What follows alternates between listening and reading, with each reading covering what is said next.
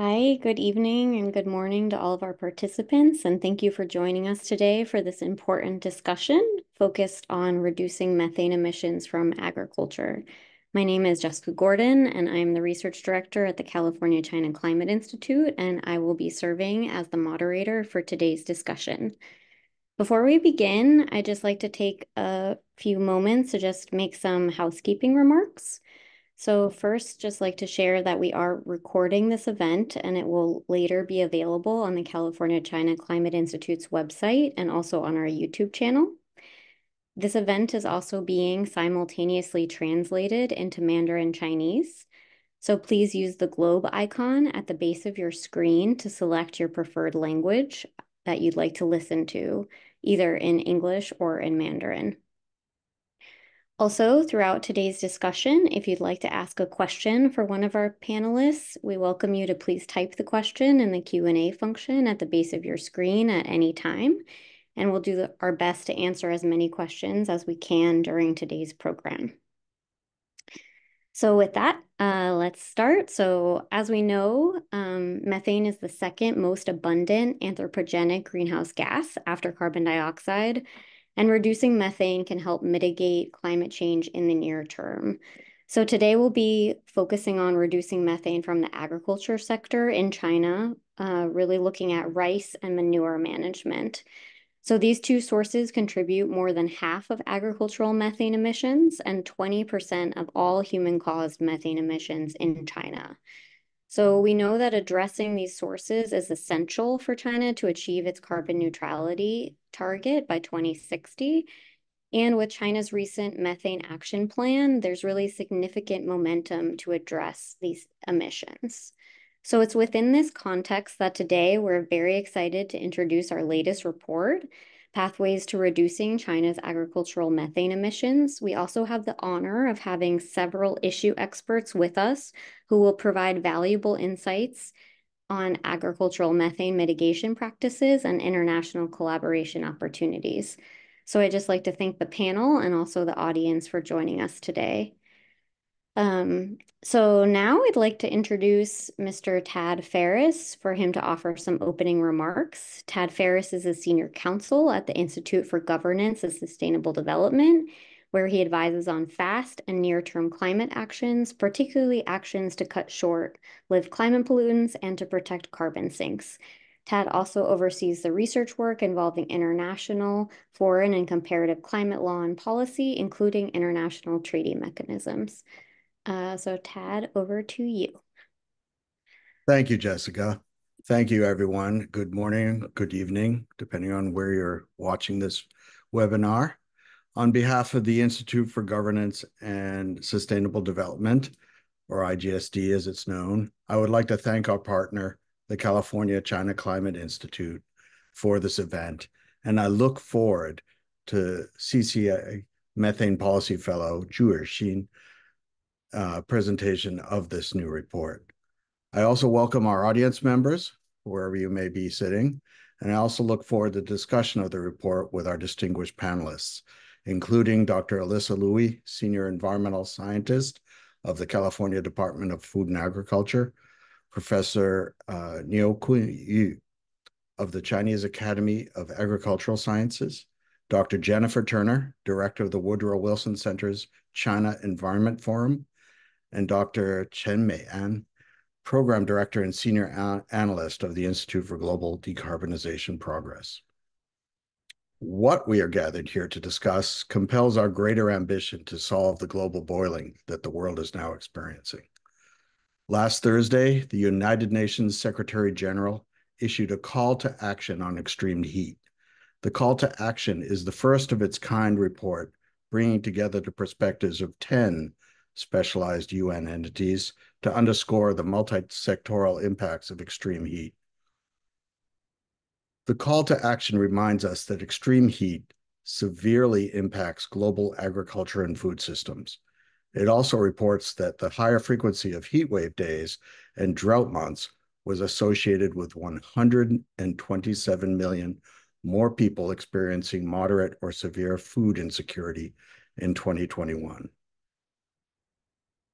The call to action also indicates that tougher steps are needed to meet the goals of the Paris Agreement and ensure that global temperatures and killer heat waves do not escalate through this century. In particular, alongside cuts in coal, oil, and gas, the call to action highlights the essential nature of cuts to the non-CO2 species of superclimate pollutants referred to, as Jessica mentioned, as short-lived climate pollutants, or SLCPs, such as methane. We must cut short-lived climate pollutants alongside efforts to cut CO2. Cutting SLCP emissions can avoid 4 times more warming by 2050 than cutting CO2 alone, reduce projected warming in the Arctic by up to 2/3, and reduce the rate of global warming by about half. All of this returns us to the focus of today's session, discussing extremely important aspects of mitigating methane emissions in the agriculture sector. The IGSD primer on cutting methane, which is available on the IGSD website, drawing from the United Nations Environment Program and Climate and Clean Air Coalition's Global Methane Assessment from back in 2021, and the Global Methane Hub and ClimateWorks Foundation's Global Innovation Needs Assessment for Food System Methane from 2023, highlights that the agriculture sector can provide methane cuts of 4 to 50 megatons of methane a year from the livestock subsector and 6 to 9 megatons of methane a year from rice cultivation. This represents from 7 to 39% of the reductions needed to meet the global methane pledge target, which, as you may remember, calls for at least a 30% reduction in global anthropogenic methane emissions compared to 2020 levels by 2030. Agricultural methane reduction and our exchanges are also important in light of ongoing US-China and California-China national and subnational discussions associated with the Sunnyland Statement, which you will all perhaps have read from 2023, and the high-level event on subnational climate action that CCCI hosted just earlier this year. Today's discussions and solutions will contribute to the substantial ambition that we all need for success at the UN Climate Change Conference, or COP29, that will happen in Baku, Azerbaijan, this November. With that, again, greetings to you all. I look forward to fruitful discussions and turn to Yushin to introduce the CCCI report, Pathways to Reduce China's Agricultural Methane Emissions. Thank you all.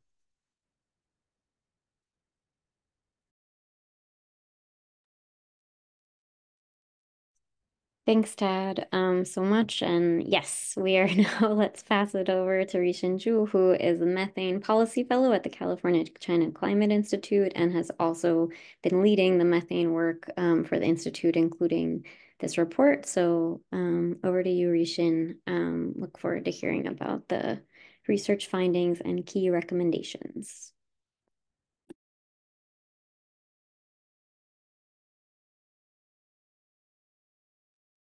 Rishin, you're on mute.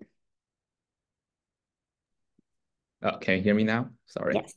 Okay.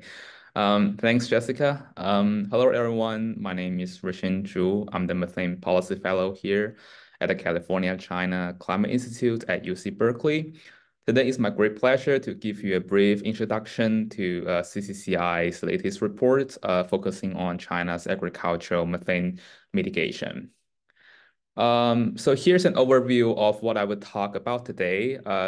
First, I would like to give a brief introduction to the policy background.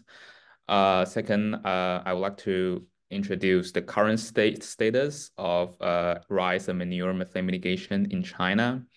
In the third part, I will introduce some mitigation measures that China should adopt based on our research. And finally, I will provide some key messages, take-home messages, and conclusion.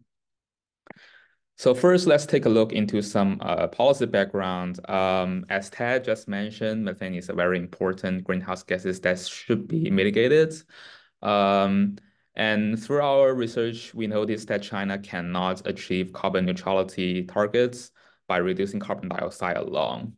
For China to achieve the 2060 carbon neutrality targets, China needs a reduction of 48% of annual methane by 2050 compared to the 2020 level.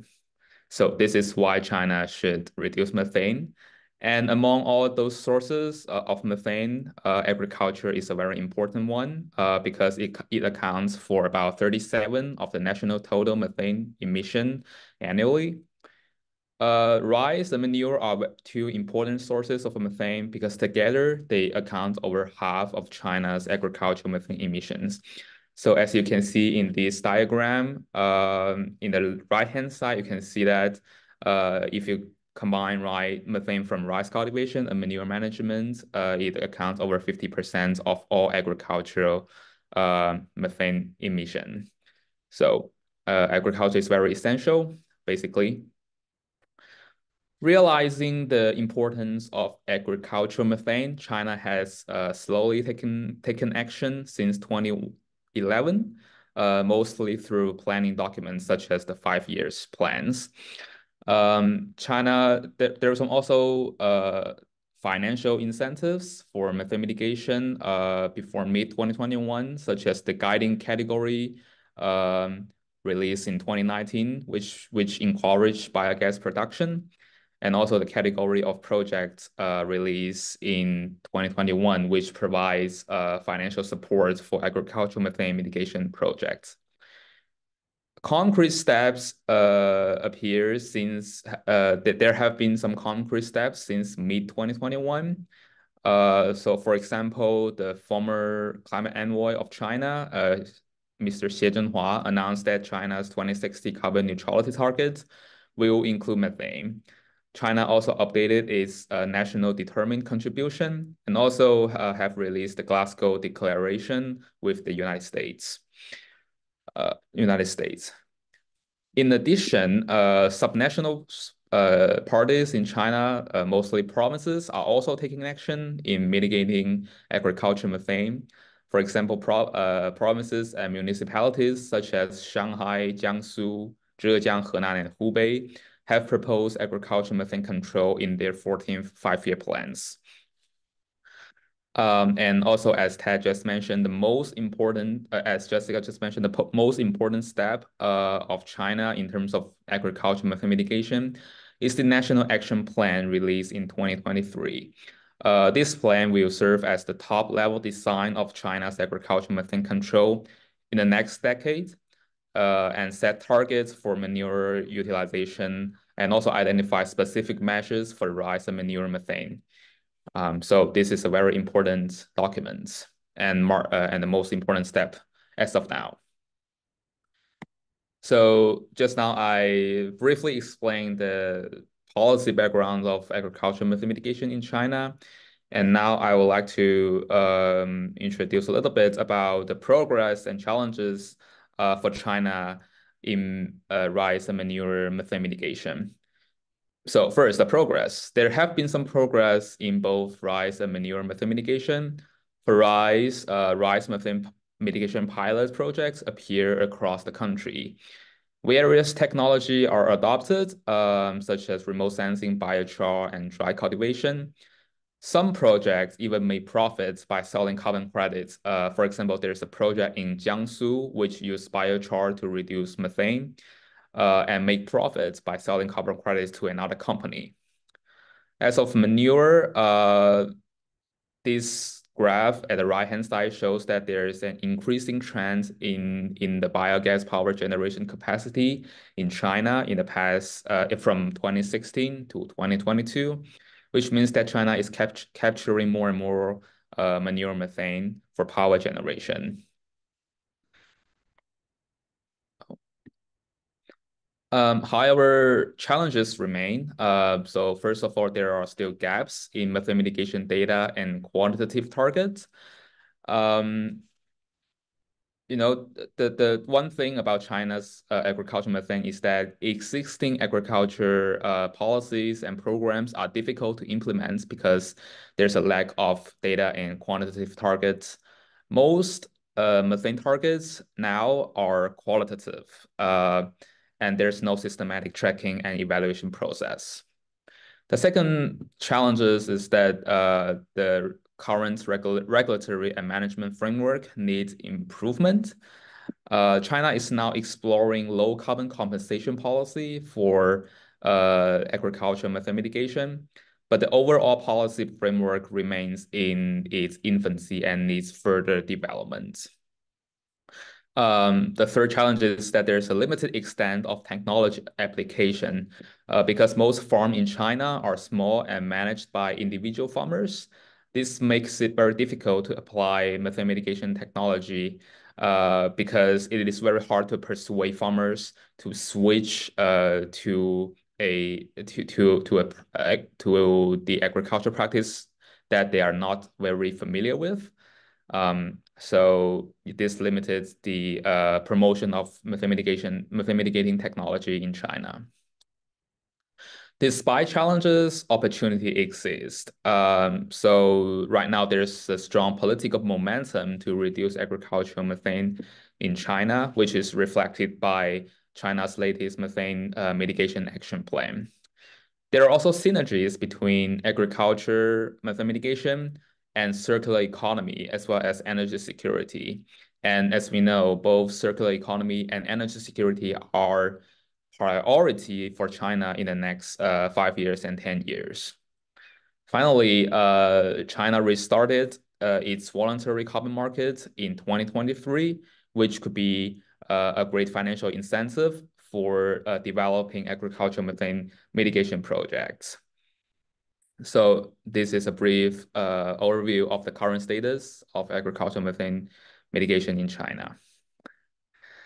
And next, I would like to dive into some mitigation measures that we identify as in our research that we think China should adopt to mitigate methane from rice and manure. So here's a diagram demonstrating the analysis framework we use in our report. So first, we identify two emission drivers that impact agricultural methane emissions in China. So according to those drivers, we raise policy recommendations accordingly. Secondly, we identify regional implementation priorities based on data and based on different characteristics in different provinces in China. Finally, we offer some we offer some recommendations in establishing a comprehensive monitoring, reporting, and verification systems for agriculture methane. So all these three combines is our solutions to China's agriculture methane mitigation. First, let's talk about some methane emission drivers.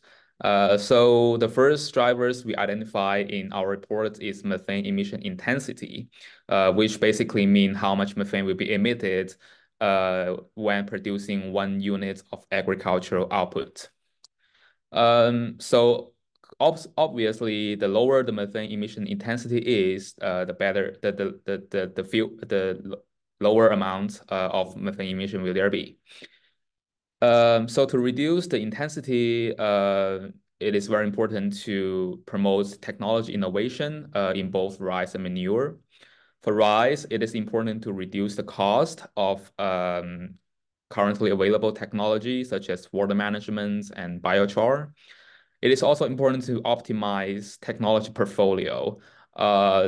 What this means is that China should combine three types of technology, which are methane mitigation, food production increase, and soil productivity enhancement. Because we want China to address rice methane emission problems without sacrificing food security issues. So it is very important to combine those three types of technology and create a optimal technology portfolio. For manure, we think that large-scale manure management measures such as anaerobic digesters will be the good choice. But one caveat for this type of measures is that China should avoid negative environmental impacts from these measures because, as we know, large-scale manure management measures tend to have negative impacts on air and water. So this is the technology innovation part. Uh, in addition, policy is important too.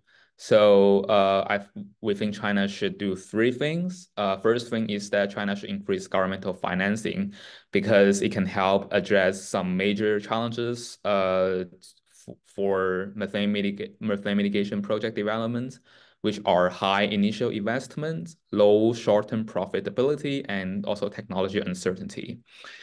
Second recommendation is that China could consider climate smart commodity program. Basically, climate smart commodities are produced using practices that reduce greenhouse gases emissions. This is a very popular idea in the US, and China could also consider adopting it because it can help accelerate technology adoption and promote profitable business model, which is very important. It will also help develop so-called new quality productive forces, which is the concept created by China, meaning to implement new agriculture production practice under the requirements for greenhouse gases mitigation and environmental protection. Finally, we think voluntary carbon markets could be the good incentive for methane mitigation project developments because it can be a potential financial sources. As I just mentioned, China restarted the voluntary carbon market in 2023, but as of now, rice and manure methane mitigation projects are not part of it. So to incorporate such these projects into the carbon market, China needs to refine its previous methodology, especially for rice cultivation. The second driver we identify in our report is livestock production and consumption. So as you can see in the graph at the left-hand side, there's a rapid increase in both beef production and number of cattle raised in China in the past 10 years. And in the right-hand side, in the graph right-hand side, you will notice that raising cattle will generates more manure and thus more manure methane. So that means we need to adjust the structure of both livestock production and also livestock consumption. Uh, we offer three options to address this problem. So first is to direct more investment in integrated and Arabic digesters, especially for intensive feeding, because intensive feeding is good at producing more beef to satisfying increasing food demand, but we also generate more manure and thus more manure methane. The second option is to promote dietary changes because by promoting sustainable plant-based diets, we can reduce the overall methane footprint of beef production while also improving public health. It's also important to reduce food waste because these can slow increases in food production and reduce manure methane.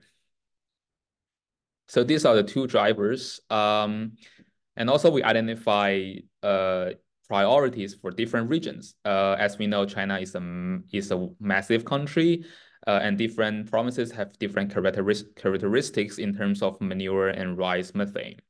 So for manure, as you can see in this graph, Sichuan, Hunan, Yunnan, Henan, and Guangxi have the highest amount of manure methane emission. So these provinces should be the priority.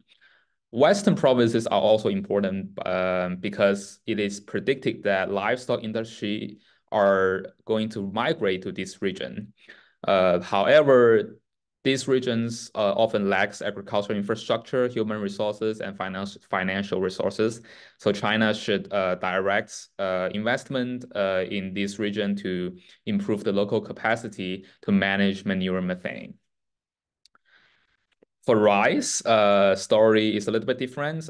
As you can see in this graph, Hunan, Jiangxi, Hubei, Anhui, and Jiangsu have the highest amount. The key to promote more rice mitigating practices is to make rice more profitable.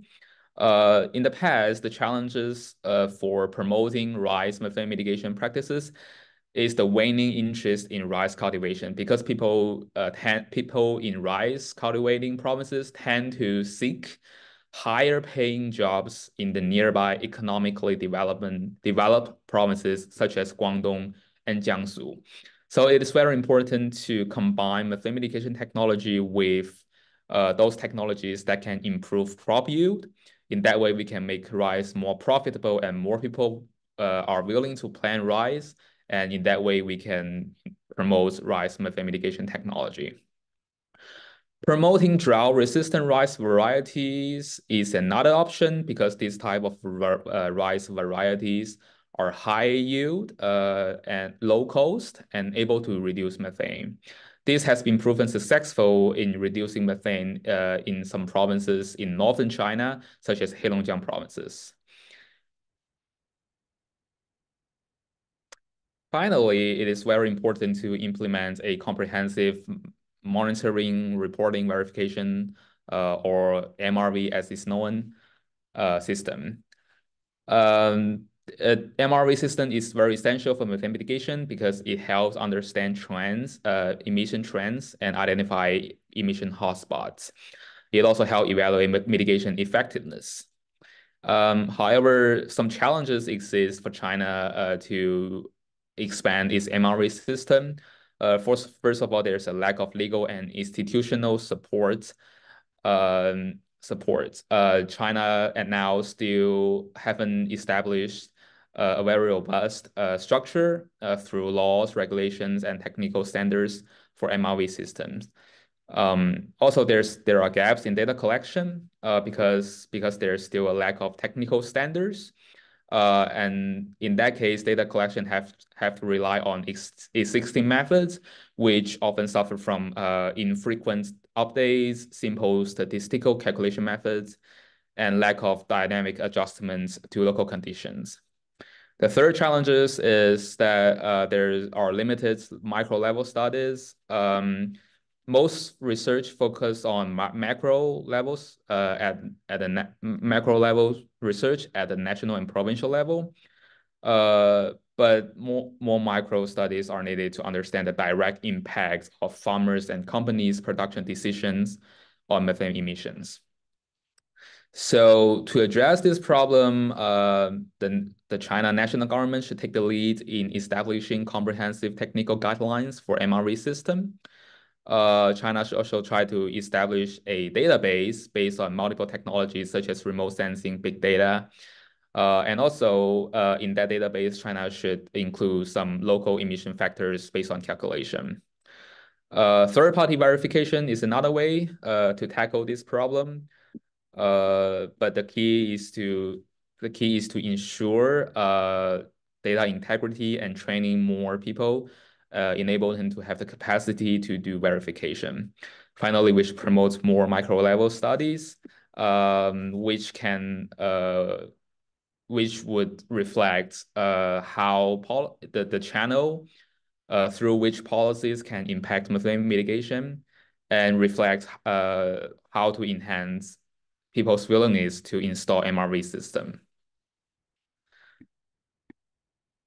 So here is a brief introduction to this report. Finally, there are some key messages here I would like to know. So first of all, China need to reduce its methane emission from rice and manure to achieve carbon neutrality targets. And next, secondly, reducing methane emission intensity is a very effective strategy.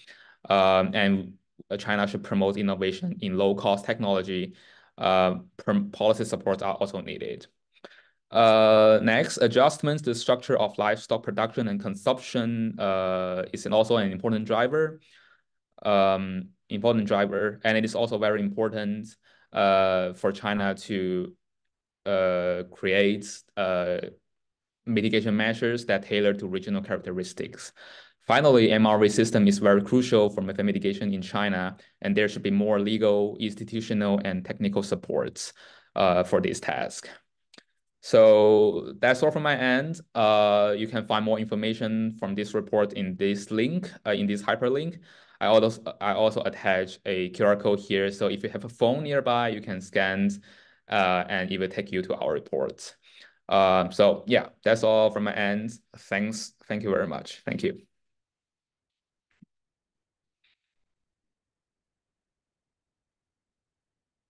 Thank you, Rishan, for that great presentation. Now I'm pleased to introduce our panel of experts who will offer their commentary on the report and also share some of their work and best practices in agricultural methane mitigation.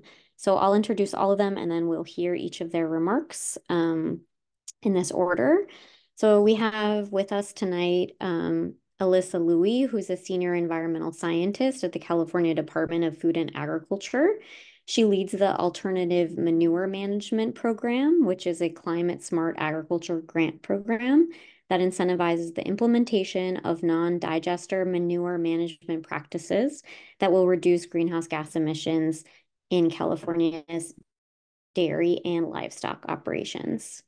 We have Professor Niu Kun Yu, who's long been engaged in research on agricultural resource and environmental economics, agricultural carbon emissions and carbon neutrality, and agricultural green development policies.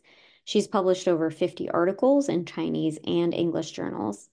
And last but not least, we have Dr. Jennifer Turner, who served as the director of the Wilson Center China Environment Forum for 25 years.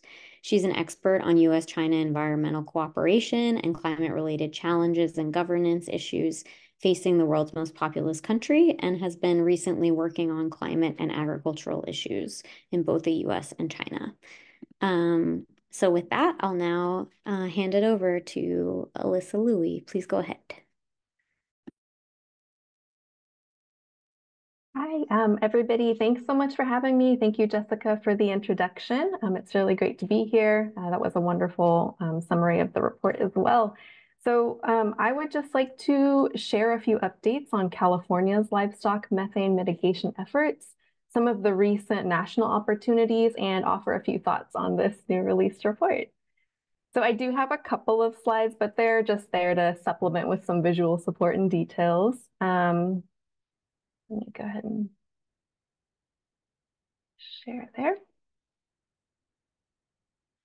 All right, so just for a quick bit of context, California, the pie chart on the left here shows that in California, about 8% of the state's total greenhouse gas emissions inventory is attributed to the agriculture and forestry sector.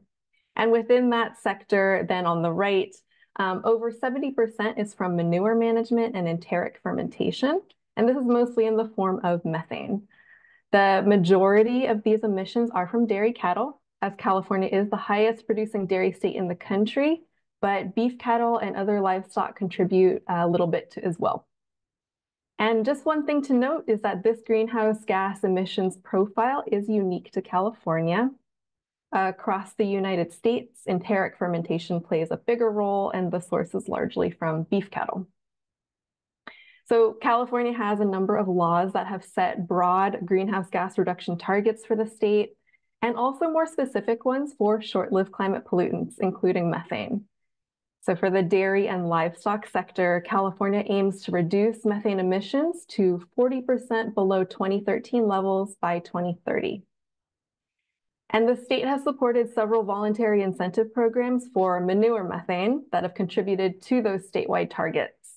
There aren't any targets or incentive programs for enteric fermentation at this time, as mitigation strategies are still under research or being evaluated. However, CDFA does have research grant programs looking at enteric emissions mitigation and is working to prepare for potential future incentive scenarios. So CDFA's manure methane reduction grant programs incentivize non-digester practices such as solid liquid separation through its alternative manure management program. They also incentivize the installation of anaerobic digesters to capture methane and convert it to renewable natural gas and electricity through its dairy digester research and development program. And across 6 grant rounds, the Alternative Manure Management Program has awarded 170 projects for $106 million in grant funding, which will reduce 288,000 metric tons of carbon dioxide equivalents a year. And across 7 grant rounds, the Dairy Digester Program has awarded 138 projects for $223 million, projected to reduce 2.43 million metric tons of carbon dioxide equivalents a year. And then most recently, CDFA has partnered with the California Dairy Research Foundation to provide producers funding through the new Dairy Plus program. These projects will implement advanced manure management practices that address greenhouse gas reduction as well as nutrients like nitrogen, which is often in surplus and can adversely affect air and water quality. So funding for the Dairy Plus program was provided by a national level opportunity, the United States Department of Agriculture Partnerships for Climate Smart Commodities. And the Dairy Plus program administered its first grant round just last year and awarded 14 projects for $17 million. And these incentive programs offer a range of potential solutions and financial assistance for dairy farmers, which has been really important as California has livestock operations with different sizes, management styles, and in unique geographic regions. So they help reduce the initial cost of manure management improvements to mitigate methane, but they also have co-benefits that can help the farms reduce their environmental impacts and be more resilient to climate challenges. But to sustain and continue promoting these shifts long-term, whether there's grant funding or not, more information is still needed and being researched to verify the emissions reductions in these systems and assess how economically viable they can be through avenues like an increased value of food or manure products. And these programs have generated a lot of engagement and interest in the state, but there continues to be a lot of momentum nationally as well.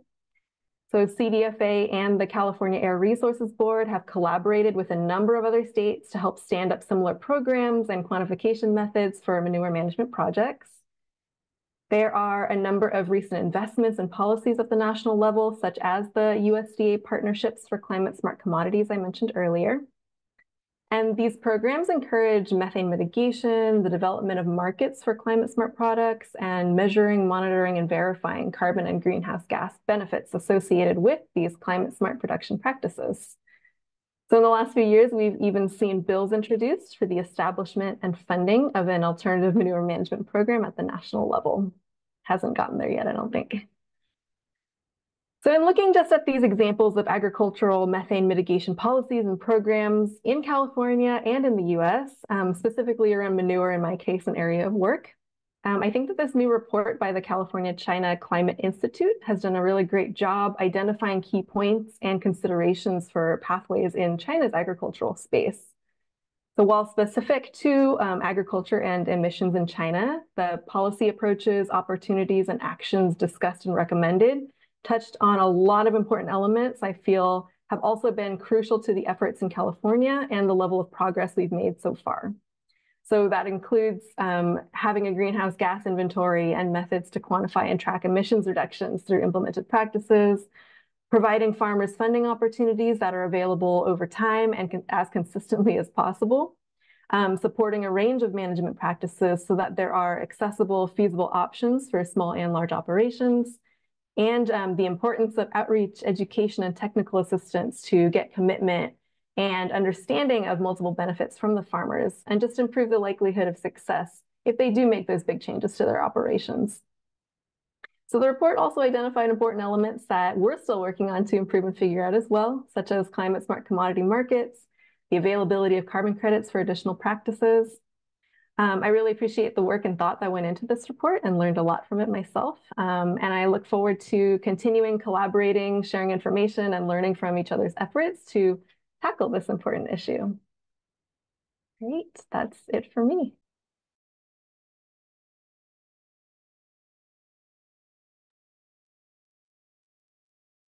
Thank you so much for that great presentation and also your feedback. And now I'll turn it over to Professor Neil. Okay, thank you, Jessica. 感谢日新和艾丽莎对于中国和美国经验的一些介绍，然后我也学习到了很多。那么，我呢是来自中国农业科学院的刘坤月，非常感谢那个主办方的邀请。首先呢，祝贺报告的一个发布，我觉得这是一个非常全面的、非常好的一个报告。报告中有对中国水稻和畜禽粪便管理的一些宏观政策的梳理，同时也介绍了很多这种甲烷减排的一些地方的有效的措施和实践的案例，同时也提出了一个未来的中国水稻和粪便管理的甲烷排放控制的一些建议。我觉得这个内容非常的丰富和具体。同时就是我也注意到这个报告中，以及刚才那个艾萨博士介绍了一些美国加州很好的做法，这也为中国的农业甲烷减排提供了一个很好的经验的借鉴。那么根据这次会议的要求我提供一些关于中国农业甲烷减排的一些政策和举措。那么其实我觉得这个报告包括日新刚才的介绍，已经做了一个非常全面和完善的梳理。所以我想我就补充2条信息吧。一个就是在这个报告中提到了中国在2023年发布了专门的甲烷排放控制行动的方案。那么提出了一个2035年的畜禽粪物综合利用率的目标。那么事实上呢，这个畜禽粪物利用率的目标，在之前的政策文件中也已经被提及。比如说，最早的是在2017年的，中国的国务院的办公厅在关于加快推进畜禽养殖废弃物资源化利用的意见中，那么在这个政策文件中，它已经提出了促进粪物综合利用率的目标。那么在2021年的中国的“十四五”的全国农业绿色发展规划中，也提到了2025年的畜禽粪物综合利用率的目标。那么这个是我想补充的其中的一个信息。另外一点，就是刚才日新的介绍中提到了这个甲烷的监测和测量对于中国的这个水稻种植和畜禽肥料管理是非常重要的。那么刚才那个日新也提到了这个数据和甲烷量化方面的缺失的问题。那么我想补充一个信息，就是中国其实目前已经在研究和制定种植业和畜禽养殖管理方面的碳排放的核算和监测的方法学。那么相应的这个方法学的指南应该很快就会出台。所以我觉得这个指南的出台将对于这一领域的空白将是一个弥补，那么将有力的推动稻米和粪便管理方面的自愿的碳交易项目以及气候友好型的产品的市场的发展。因为这两者都依赖于这个精准而统一的一个甲烷排放的监测和核算方法学。那么这个是我从这个国家的政策方面想补充的2点。那么另外，刚才那个日新博士也提到了这个甲烷排放、粮食增产以及土壤生产力的培育的协同是很重要的。那么这一点我是高度赞同的，因为水稻和人的这个日常的生存它是息息相关的。在大多数的国家，水稻是主粮，它事关粮食安全。那么这一点不光对于中国，乃至于全球所有的发展中国家，甚至发达国家都是一样的。那么我根据这个报告也做了一个数据的测算，就是中国的水稻的甲烷排放占中国的碳排放总量的大概是1.5%左右这样一个水平。那么其实这个数字意味着，中国哪怕就是不种水稻了，那么对于中国碳排放总量减少的贡献也仅仅是1.5%，但是呢，它却会对中国的粮食安全构成一个严重的威胁。那么其实这样的情形可能也适用于全球的其他的发展国家。所以我想，另外呢，这个报告中也提到了中国的小农的这样一个国情，就是中国的农业经营规模小。那么这意味着，除了甲烷减排和相应的监测的成本比较高的话，还有一个弱点就是在中国农民种粮是不赚钱的。那么这一点可能美安老师和日新老师都深有体会。那么那么在中国每户的人均的耕地面积大概0.3公顷不到，那么每年的这个每户的种粮的利润可能也就1000多块钱的人民币，那么也就是100多美元。那么如果说因为这个使甲烷减排还要减产减收的话，我想在中国是很难推行下去的。另外还有一个就是，这个气候的强调这个气候变化的适应和甲烷这个减排的协同也是非常重要的。因为前段时间也有幸得到那个美安老师的邀请，所以去云南实地看了一些那个气候友好的水稻种植的试点项目。那么我体会最深的是，很多时候其实我们不是为了甲烷减排而减排，而是在适应气候变化中减排。就像我们在云南看到的近几年来连续的干旱，极度的缺乏这个灌溉用水。那么，为了应对这样一个干旱带来的挑战，开展了很多这个气候友好型的试点项目。那么这些项目其实它的初衷是适应当地日益干旱的气候条件。那么在这样一个适应中，无形中也降低了这个甲烷的排放。所以就是其实刚才日新博士也提到，仅仅就这个甲烷减排去提甲烷减排，这个是很难推行下去的。所以从这个粮食增产、气候适应以及甲烷减排协同的视角来去推动这个甲烷减排，可能会使我们的这个减排会更加容易的去推行下去。那么今天我就想分享这么几点意见嘛，仅供参考。谢谢。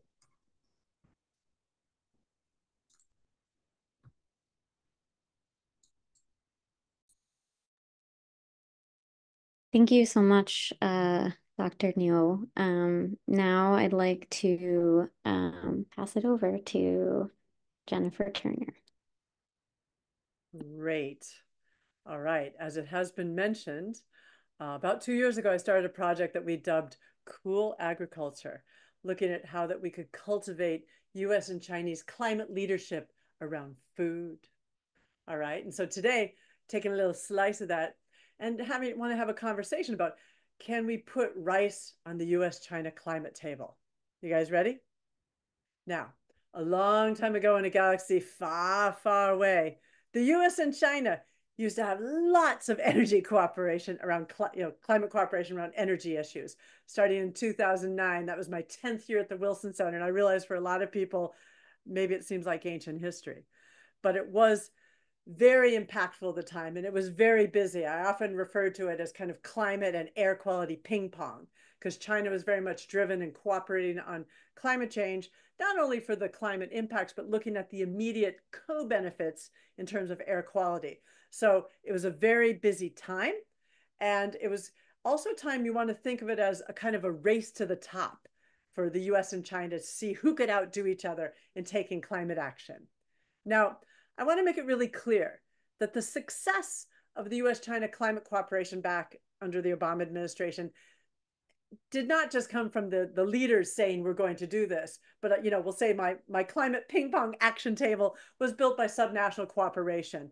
Dozens of NGOs, universities that were supported by foundations, think tanks like the Wilson Center and others, university, national labs, the state of California. California's been a big mover and shaker on this, just signed, I think, Jessica, 5 MOUs with China on subnational, and some of that was on climate and food issues. So these are the players that really kind of built the table on which the governments could play. But also, most importantly, keep in mind the 1979 Science and Technology Agreement, which needs to be renewed again soon. Because without that, the scientific kind of cooperation that is the foundation of bilateral climate cooperation, it will crumble. Going back into the little history, about 5 years after they started their climate cooperation, the US and China came together and signed a bilateral climate agreement. Again, seems like a long time ago, but you must remember the US and China, we are the world's energy superpowers. We top the world in greenhouse gas emissions. And us coming together in 2014 made the Paris Climate Agreement possible. But I want to note that at that time, agriculture was not part of the conversation. Now, it should be, because the US and China, we are food superpowers, right? China is the #1 producer, US the #1 exporter.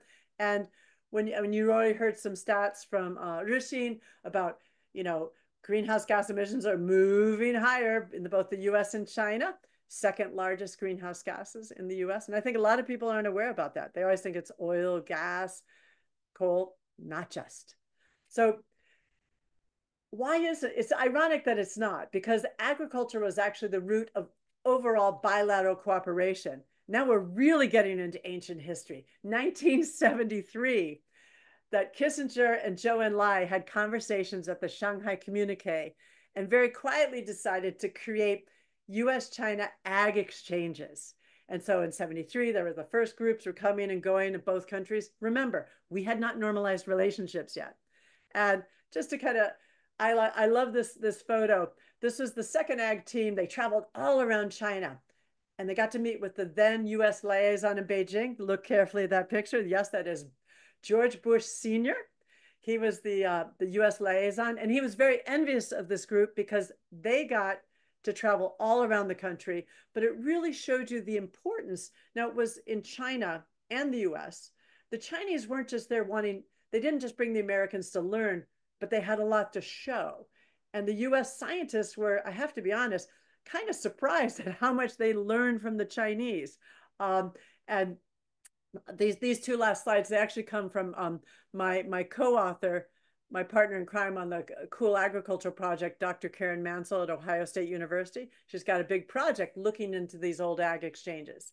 The ag exchanges continued until 2019 when Xi Jinping stopped them because the trade war and other tensions just got too great. They might be restarting soon. That's good news. But again, none of this was really about climate. Now, what's important that we started our relationship, around ag exchanges. And today, I mean, for many decades now, the US China food sector has been interlinked and interconnected. We feed each other. China's the largest purchaser of US grain, and there is kind of a balance. And what's really striking is that unlike the energy sector, the agri-food sector is not that competitive except for catfish. Don't talk about catfish. And we probably aren't going to see kind of like high-tech farming drone equipment being an area where we could cooperate, but we can cooperate. And what's another thing to note, how that looking at the divergence in our priorities, China, their central policy is driven by food security and poverty alleviation.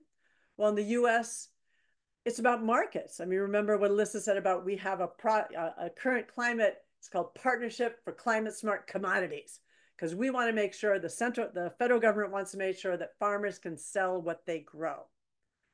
So as we were doing this investigation, looking at like what are the greenhouse gas emissions in both countries, we chose 4 areas that we thought could be most fruitful, pun intended. There are a lot of puns in my publication. Check it out. Where we could start our cooperation. Soil, food waste, definitely on cows, but so listen, we look more at cow burps at the other end, but I think you've made a really good case that the manure part could also be very fruitful in terms of controlling methane, which would help both of us meet our greenhouse gas emission targets. And I'm here to talk a little bit about rice, rice is nice. So climate action for rice. Richie mentioned some of these, but there's new cultivation practices, new varieties, nitrogen management. And in the US, the USDA, universities doing lots of ag extension to kind of also help farmers in this area. But there's also the question, you've talked a lot tonight about kind of MRV and carbon trading. But in the US, one issue that we really do need for our climate action would be actual crop insurance, because farmers are taking a risk when they try these new techniques. And initially, yields will go down. But if you're doing your climate work, all different types, for soil, rice, and others, as you improve the soil, you improve your practices, the yields could increase. One cultivation strategy that you've alternate wetting and drying.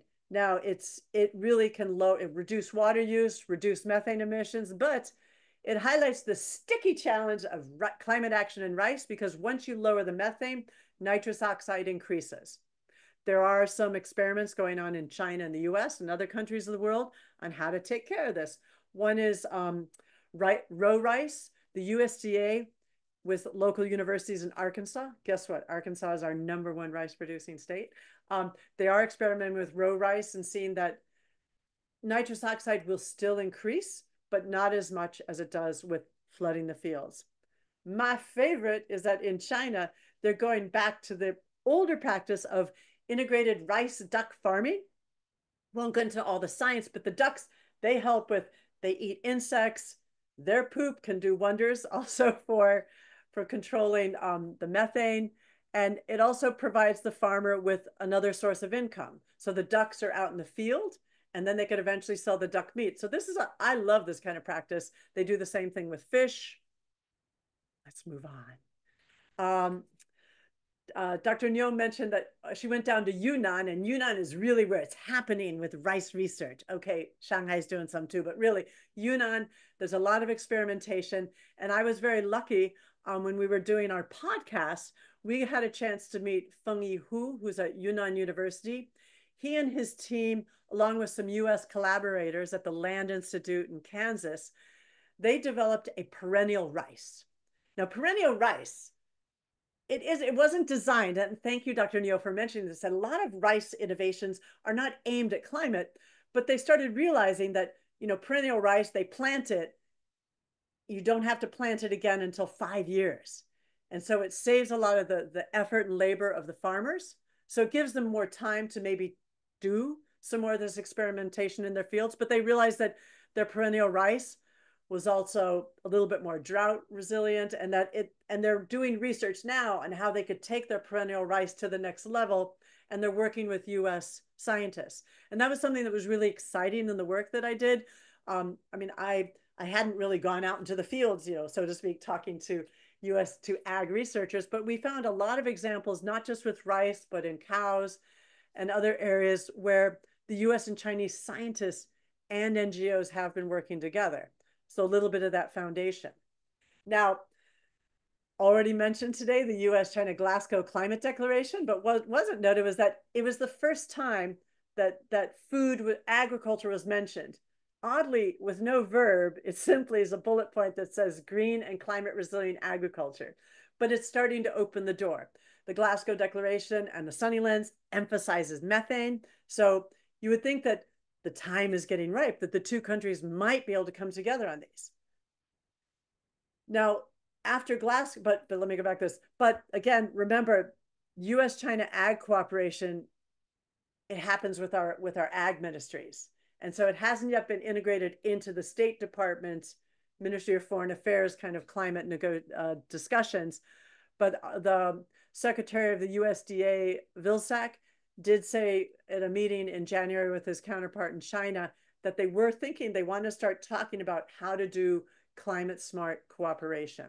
After Glasgow, at that same COP in 2021, the US kind of came home and decided we're going to start really tackling methane. So the Biden-Harris administration, they signed on to the Global Methane Pledge.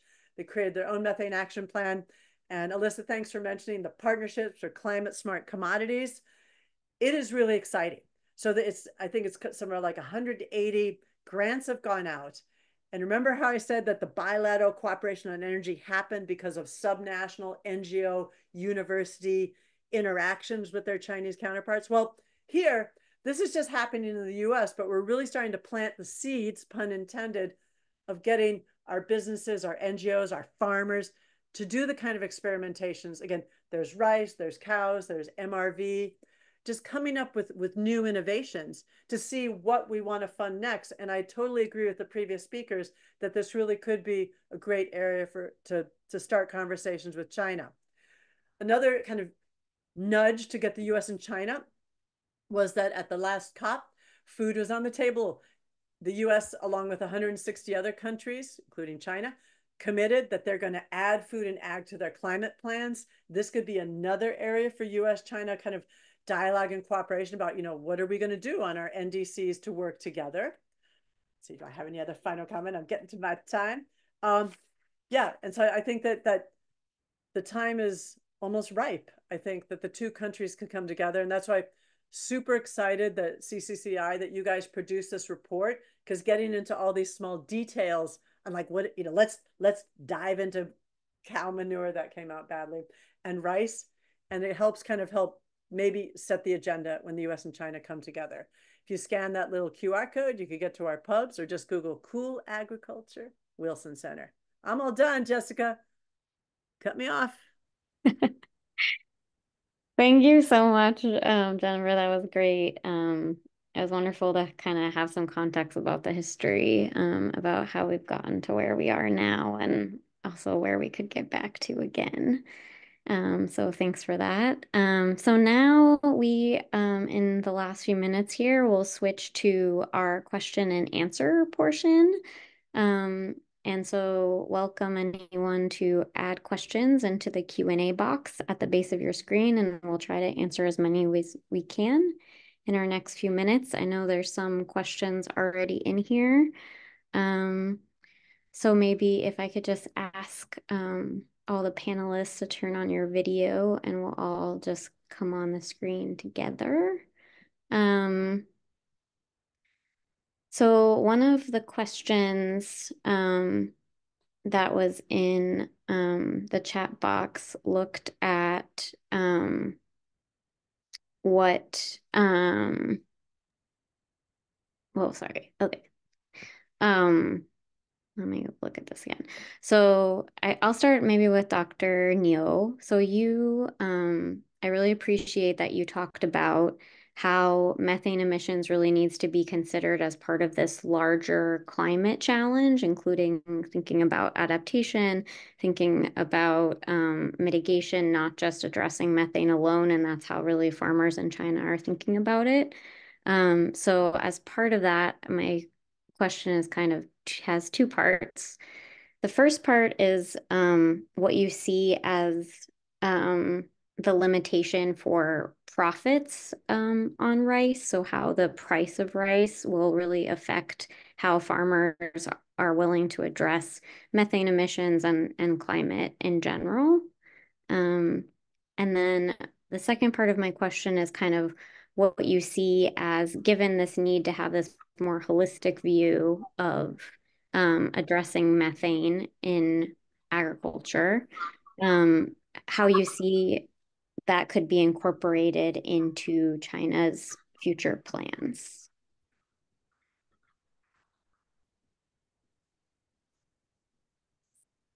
好的，谢谢 Jessica 的问题。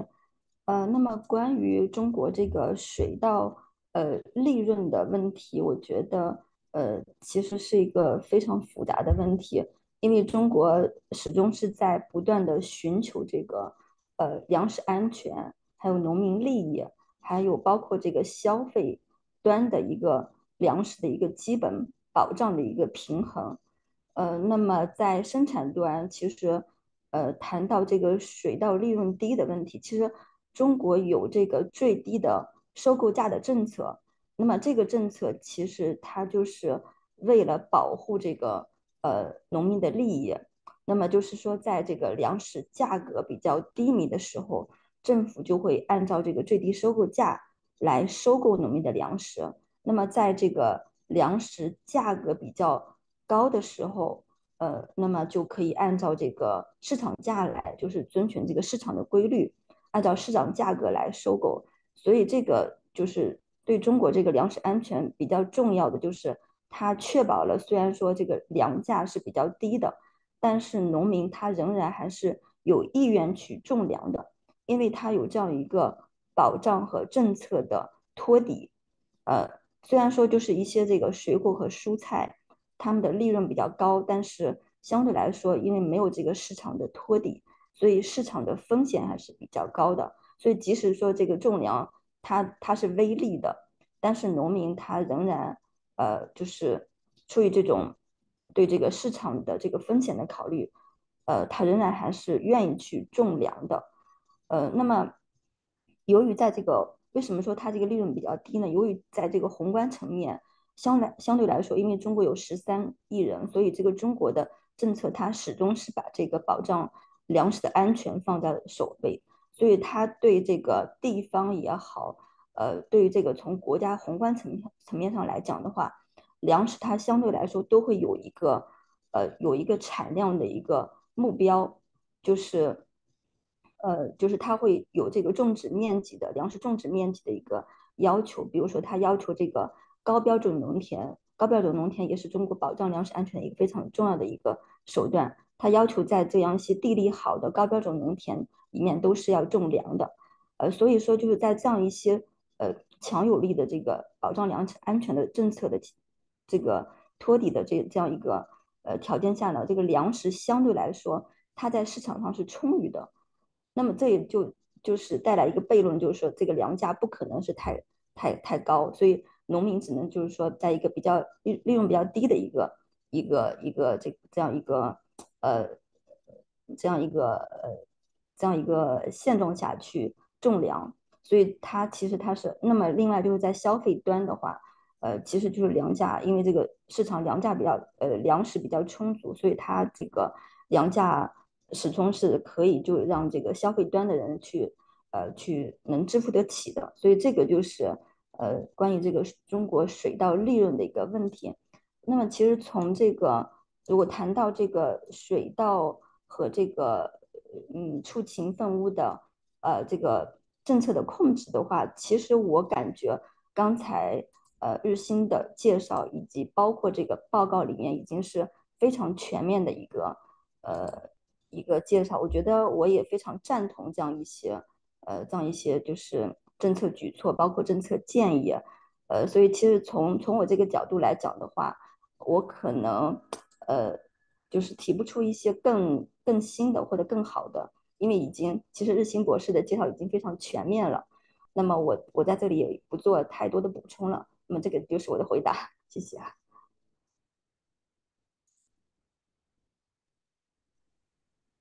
Thank you so much, Dr. Neil.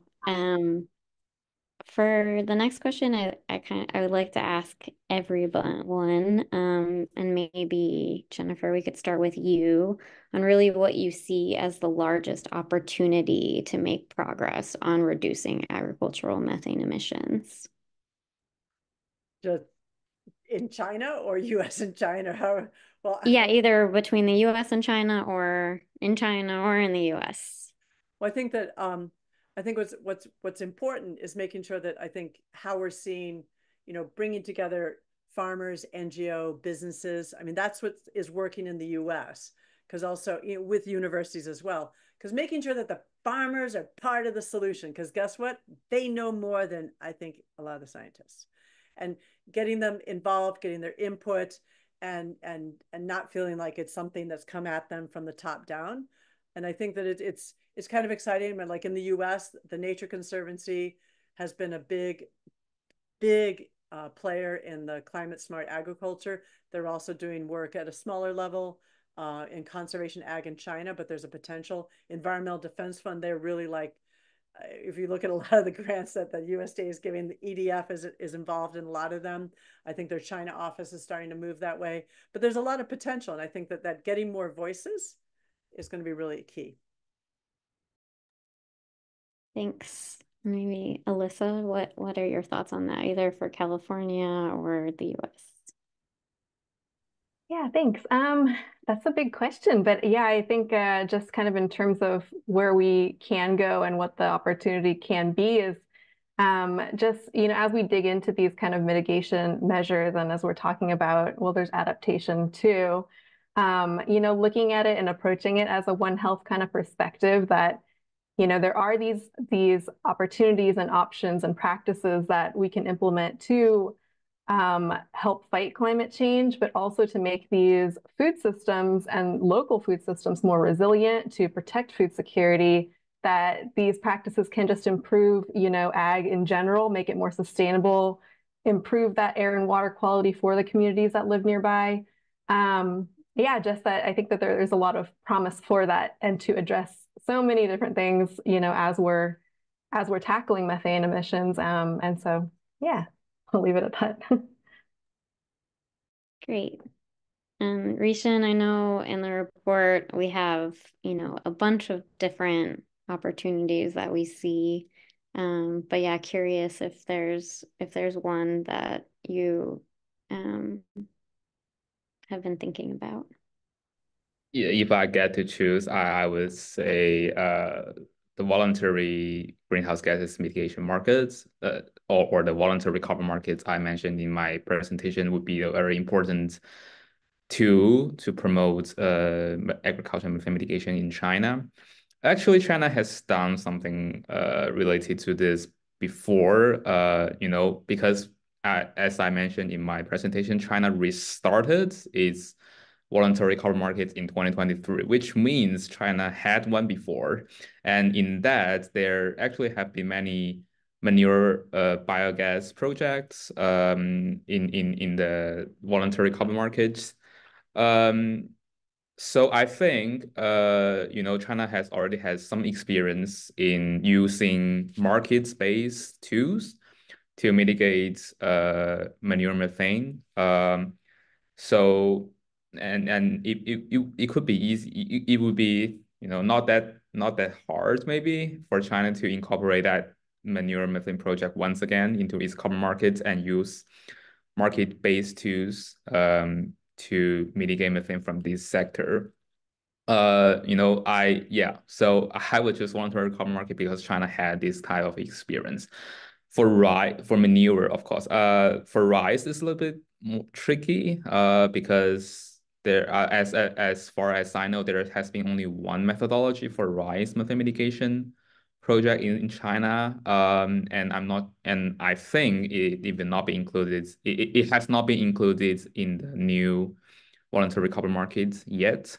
So to use market-based tools to mitigate rice methane, China needs to do a little bit more, maybe more research to develop less controversial greenhouse gas mitigation measures, and to collect more high quality data for rice methane. So yeah, that's what I'm thinking about. Thanks, Rishan. And Dr. Neil, what do you see kind of as the largest opportunity for progress in China?